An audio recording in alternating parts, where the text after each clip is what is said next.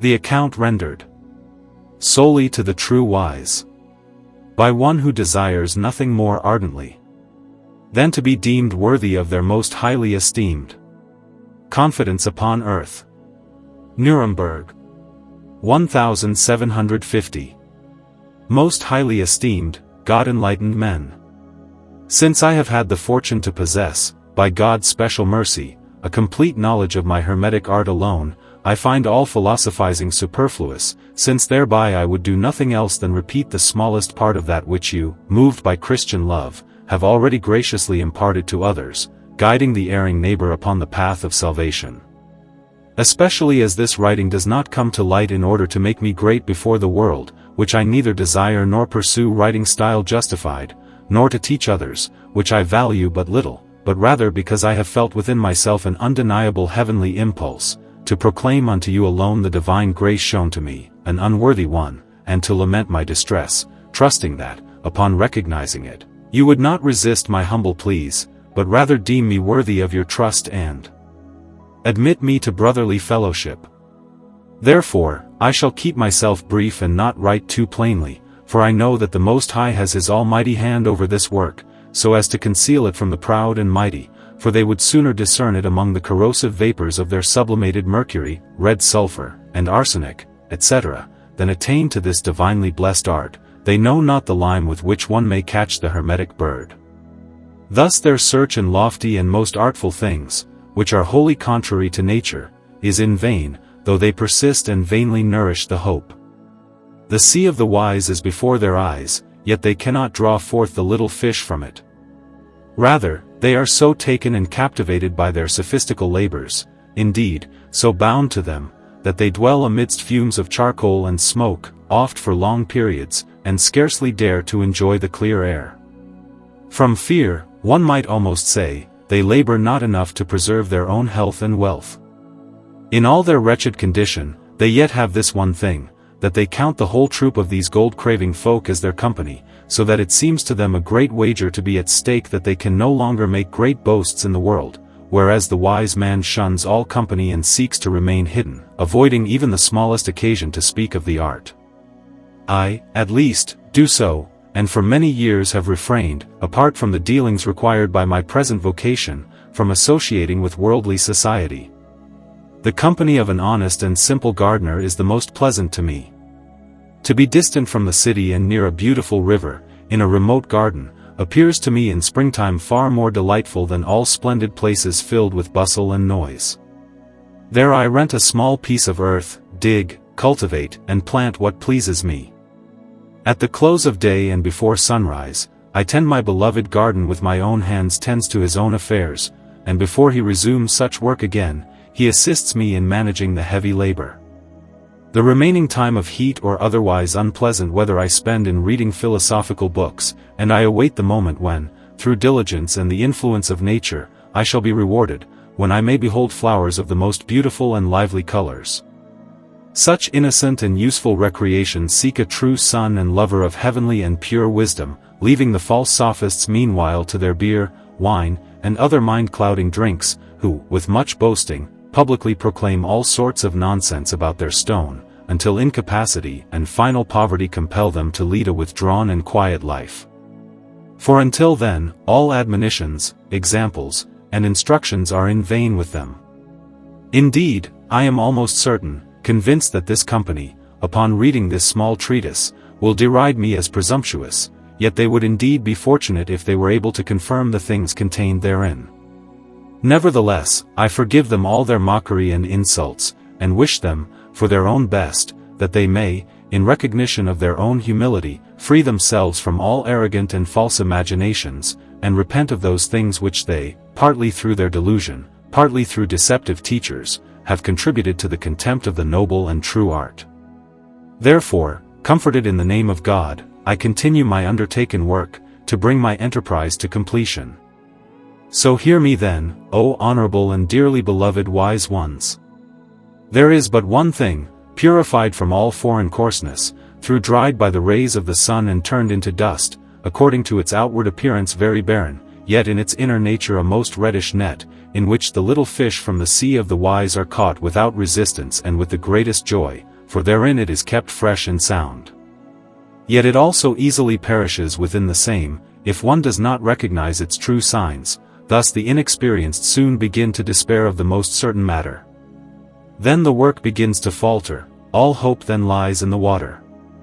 Therefore, this Minera Mercurii must be taken in its fiery signs, and its moisture, along with the sublimate which settles in the neck of the retorts as a mild smoke, must finally be driven out by a very gradual yet strong heat is driven forth, so one finally obtains a clear, fatty yet tasteless and weak water, from which no other, at most a very faint smell of wild roses or sometimes a little scent of wine leaves can be perceived. At least I have not been able to force any other into my imagination. In rectification, however, such a substance smells urinous, and after the seventh rectification, it takes on such a form and power that, when one tastes it on the tongue, one must recoil as from the strongest volatile salt urinosum. A single drop pierces the tongue like an arrow, but leaves nothing lingering or burning behind, unlike common and corrosive spirit of nitre and its kind. This is the spirit which I, with right and without disguise, call urina purorum, spiritus mercurii, and aqua regis, together with other innumerable names. In this water dissolves the most highly purified and prepared golden calx, as ice in warm water melts, yet it does not vanish, but is thereby brought into effect by the outward fire. Oh! How blessed are all those who know how to accomplish such a thing! For the dragon, however strong he may consider himself, will not dare approach it, but hides himself within an old oak tree for his safety. Whether the sun assists this one, as an enraged lion aids the valiant knight, who, by means of those arrows, is encouraged and strengthened, and without loss seeks out the monster and forces it to fight, to say more about this secret fire would not be fitting, for since you have buried your mysteries so carefully, it would not be proper for me to reveal them myself to the world, to present before the eyes of the world. Yet you surely doubt not, that I have of these things, as also of their connections, a painstaking knowledge. Therefore I pass over all the lesser, though still necessary circumstances, together with those inner workings of nature, which you have often described as so many labors of the hands, so that I may not, without necessity, write too openly and tediously. Now speak, O enlightened men, whether after so faithful an account my hope of being graciously received by you rests not upon firm ground, and whether you can with justice refuse my earnest entreaty to be admitted to your fellowship. For you know well that such knowledge does not arise from our own powers, but from the special grace of God, which follows after long and fervent prayer and sighing. It therefore lies upon you not to resist such a most high will, but rather to help fulfill it as soon as may be. Were I permitted to reveal how wonderfully the Almighty, in His wisdom, has vouchsafed me so many graces, you would, without any further explanation, truly and without doubt show yourselves well disposed toward me. Yet this is, for reasons of conscience, forbidden to me, therefore I withhold this part of my account until you yourselves, through your own astonishment, may bear witness to it as blessed evidence. If you should lack the means thereto, you may be assured that I intend nothing otherwise than for your benefit. Here it comes to my mind that the desire of one or more persons to know from me which lovers of chemistry I might have, has perhaps prompted them, both publicly and secretly, to answer me in their writings and letters, but only to revile or to reproach me, rather than to pass themselves off as possessors of the art. To the former I give beforehand this assurance, that the quarrel will not draw a single word from me in justification, but that I shall meet their defamatory writings with the same composure and silence. But the others I admonish to spare themselves the trouble, since it will never succeed with them, neither in writing nor by word of mouth, to persuade me to retain and to repeat by heart the best maxims gathered from the philosophical books deceives no one of my kind. Yet if some God-fearing and art-loving man should gain light from this writing, I gladly grant him this, only let him not forget to thank the giver of all good with his whole heart for it, and commend me also in his prayers to the gracious mercy of God, who wills to make use of me as an instrument to glorify him, whose most holy name be praised, honored, and exalted forever. Amen. With this I come to the conclusion of my account, and declare that I have made the spirit of Mercury, as I have recently described it, 3 times with my own hands, yet have always been painfully hindered from further elaboration of the work. The first hindrance was the fear that arose during the construction of my furnace, whereby I was delayed for almost more than a month. When at last I was able to return to it, I indeed sealed the spirit, united with its bodily form, into the usual vessel of the philosophers, set it upon the proper tripod, more from curiosity than from hope of achieving something good thereby, since at that very time I could not reach the proper degree of fire. I had to remove the sealed matter again, for I have, due to certain circumstances, caused suspicion against my will, and consequently had to fear temporal persecution, therefore I could not proceed further. I took other lodgings and prepared the mercury anew, but could not advance further, for the place which I had chosen for an undisturbed solitude suddenly became inhabited and so noisy that this sad hindrance again pressed bitter sighs from me.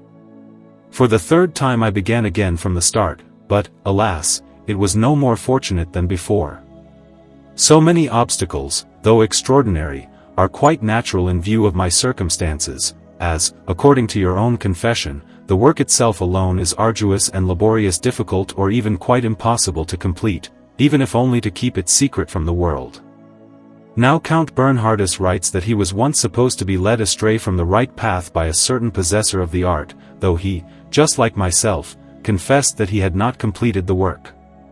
Yet, as I have already said, through what means God has permitted and promoted my knowledge, you yourselves, although it may seem strange, would never entertain such thoughts. Rather, you would be astonished that I have been able to remain silent about it for so long. There are also 15 of your then brethren who did not come to the aforementioned Count until after he had completed his work, a decision which I, however, cannot bring myself to make. I therefore humbly beseech you, I beg you, then, since such a true friend is necessary for me, that I may bring my work to its desired end and be delivered from daily torment. For in the state in which I now find myself, my labor is almost as much as the entire discovery of the secret itself, which I shall nevertheless never again undertake, unless I should see myself wholly abandoned by you, my most honored brothers. Then indeed I would truly be compelled to seek such means and such help as a son of the art, according to God, should obtain from you alone, however dangerous it may always be, to seek them from foreign sources. Yet if one could look into the heart and see how much envy and bitterness would arise in this corrupted age, great God! What discord and harm would not be stirred up thereby, even among the most honest minds? Forgive me, most beloved brothers, if I could even for a moment doubt your unanimous and most necessary help. You promise such assistance to the disciples of wisdom, and your promises are faithful and true. Therefore, I am once again strengthened in my hope and see myself soon blessed and in a position to at last begin that long-desired solitary life, wherein I may, without hindrance, serve God and my needy neighbor. So let my reasonable yet humble and earnest plea move you, and grant that I may know one of your means, and through the same obtain the most necessary help, which, due to pressing causes, cannot be delayed. Besides, now is the best time, when one may converse and speak without suspicion and without fear to prepare everything willingly and step by step, so that later, at an opportune time, one may lay one's hand upon the blessed work with united zeal, and complete it under divine blessing. Therefore, I confidently expect that the dear God will so guide your hearts, that I, through both divine and human help, may be blessed, and enjoy the dew of heaven and the fatness of the earth, as well as the blessings of the patriarchs in my own house. Before all this, I will praise, worship, and bless the Almighty and merciful God forever. But you, O my dearly revered and most beloved brothers, I shall with unchanging gratitude and loyalty remain devoted to you until my life's end. The End.